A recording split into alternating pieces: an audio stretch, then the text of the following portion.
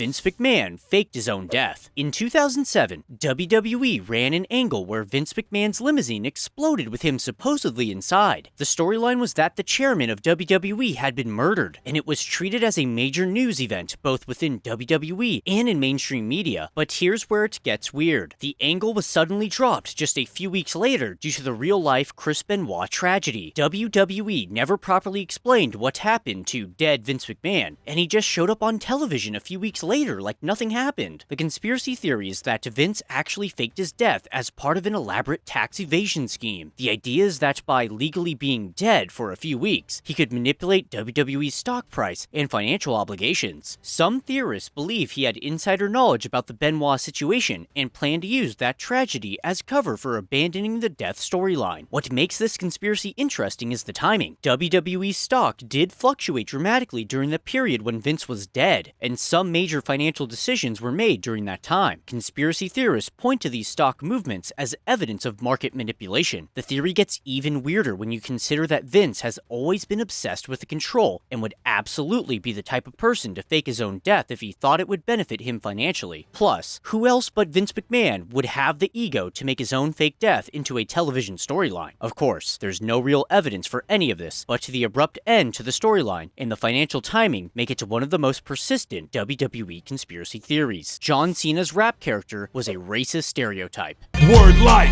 This is basic thugonomics. This one's uncomfortable, but it needs to be addressed. John Cena's Doctor of Thugonomics character that launched his career was essentially a white guy appropriating hip-hop culture, and some conspiracy theorists believe this was intentional racial coding by WWE. The theory suggests that WWE deliberately created Cena's rapper gimmick as a way to appeal to urban audiences while keeping a white performer as their top star. Think about it. They had legitimate rappers like R-Truth and other black performers who could have authentically filled that role, but instead they gave it to a white guy from Massachusetts. I'll rip his crotch out and make him see a gynecologist. What makes this conspiracy more believable is how quickly WWE dropped the rap gimmick once Cena became their top star. Almost overnight, he went from throwing up gang signs and wearing chains to being the ultimate clean-cut superhero. The conspiracy goes deeper when you look at how WWE has historically handled black performers. How many black wrestlers have been given stereotypical gimmicks while white performers get to be more well-rounded characters? Some fans believe Cena's early character was just another example of WWE exploiting black culture without giving black performers the same opportunities. Even today, you can see how carefully WWE avoids acknowledging Cena's Thugonomics era in their family-friendly marketing. It's like they're embarrassed by it, which only fuels the conspiracy that it was always meant to be temporary cultural appropriation. The Undertaker's streak was meant to end years earlier. The Undertaker's WrestleMania streak is one of the most legendary accomplishments in wrestling history, but conspiracy theorists believe it was never supposed to last as long as it did. The theory is that WWE planned to end the streak multiple times, but kept changing their minds at the last minute. The most compelling evidence for this conspiracy centers around WrestleMania 25 and Shawn Michaels. According to the theory, the original plan was for HBK to end the streak in what was supposed to be his retirement match. The story goes that Undertaker himself lobbied to keep the streak alive because he felt Shawn deserved a better send-off than being the guy who broke his legendary accomplishment. The conspiracy theorists also point to WrestleMania 26 with Shawn Michaels again. The career versus streak stipulation was supposedly added because WWE wanted a way to end the streak while also giving Shawn the perfect retirement story. But according to the conspiracy, Undertaker once again refused to do the job, leading to Shawn's retirement without breaking the streak. The theory extends to other potential streak enders like Randy Orton, Batista, and even John Cena. Each time, the conspiracy suggests that WWE had cold feet about ending such an accomplishment, or that Undertaker used his backstage influence to keep it alive. What makes this conspiracy believable is how protective WWE became of the streak in later years. They started marketing it heavily, turning it into one of the WrestleMania's biggest selling points. If they had originally planned to end it earlier, that would explain why the later matches felt so much more focused on the streak itself rather than just being great Undertaker matches. The conspiracy culminates with Brock Lesnar finally ending the streak at WrestleMania 30. Theorists believe this was always meant to happen years earlier, but WWE kept finding reasons to postpone it until they finally pulled the trigger with the most shocking choice possible. 0 Owen Hart's death could have been prevented. This is one of the darkest conspiracy theories in wrestling, and I want to be respectful here because we're talking about a real person's death. But the conspiracy around Owen Hart's tragic accident at Over the Edge 1999 has persisted for decades. The official story is that Owen's harness malfunctioned during his entrance, causing him to fall from the rafters to his death. But conspiracy theorists have raised questions about the equipment used, the safety protocols, and whether WWE cut corners that directly led to the tragedy. Some fans believe that WWE knew the equipment was unsafe, but used it anyway to save money. The conspiracy suggests that multiple people warned about the dangers of the stunt, but those concerns were ignored because the company was more focused on creating a spectacular entrance than ensuring performer safety. The most disturbing part of this conspiracy is the allegation that WWE had opportunities to use safer equipment, but chose the cheaper, more dangerous option. Some theorists point to the fact that Sting had been doing similar entrances in WCW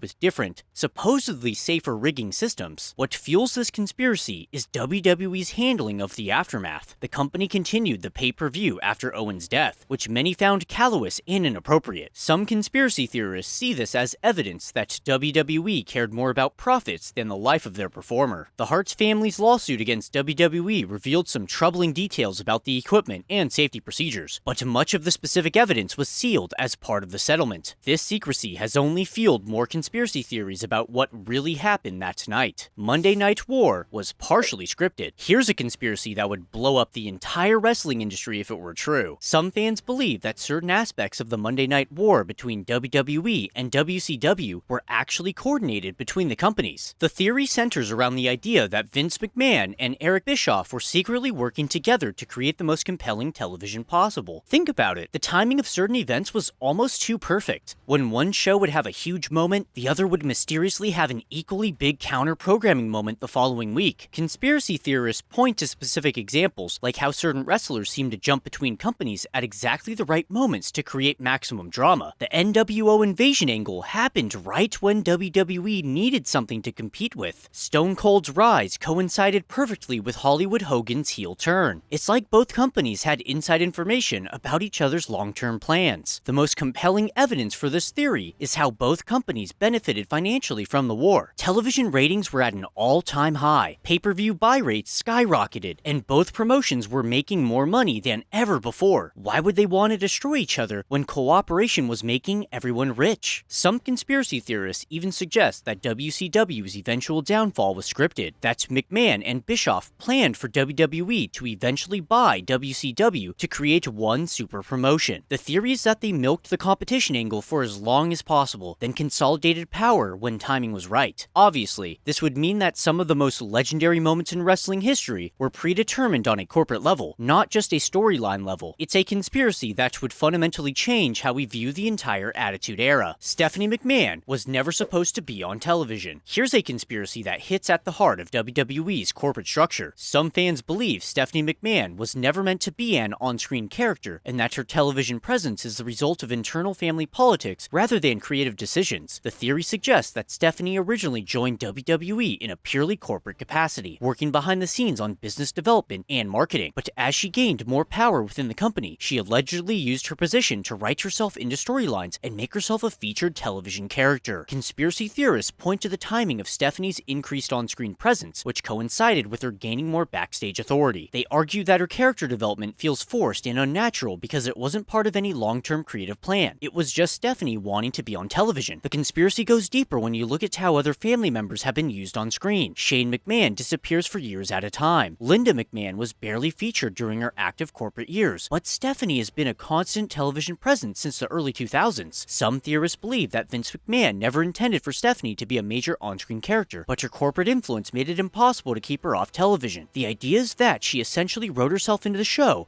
and used her business position to make sure creative couldn't write her out. What fuels this conspiracy is how often Stephanie's character seems to overshadow the actual wrestler she's supposed to be supporting. Her authority figure role often becomes the focus of storylines rather than enhancing them, which conspiracy theorists see as evidence that she's more interested in being on television than in creating good wrestling content.